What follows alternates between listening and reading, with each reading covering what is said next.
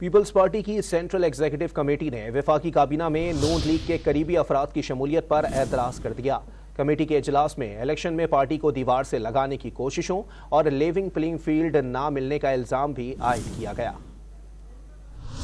سیاست کی جائے یا معیشت کی فکر کی جائے، پیپلز پارٹی کی سینٹرل ایگزیکٹو کمیٹی آج مسلسل دوسرے دن غور کرے گی۔ لاہور میں پیپلز پارٹی کی سی ای سی نے گزشتہ روز سجی بیٹھک میں کمیٹی کے ارکان نے 90 دن کے اندر انتخابات پر رائے کا اظہار کیا۔ کل ہونے والے اجلاس کی اندرونی کہانی کے مطابق پیپلز پارٹی کی سی ای سی کے اجلاس میں ارکان نے مسلم لیگ نون کی قریبی 4 شخصیات کو نگراں وفاقی کابینہ میں وزیر بنائے جانے پر احتجاج کیا۔ ذرائع کے مطابق اراکین نے قیادت سے سوال کیا کہ نون لیگ کے قریبی عمر چیمہ، فواد حسن فواد، عمر سیف، احد چیمہ کی نگراں کابینہ میں شمولیت پر خاموشی کیوں اختیار کی گئی؟ نون لیگ رہنما پیپلز پارٹی پر تنقید کر رہے ہیں، اپنے لوگوں کو ایڈجسٹ کرا رہے ہیں۔ ناراض ضیالوں نے سوال اٹھایا کہ نون لیگ کو اتنی سہولت کیوں فراہم کی جا رہی ہے؟ میڈیا سے بات چیت میں شازیہ مرین نے انتخابات پر ابہام پیدا کرنے کا الزام لگایا۔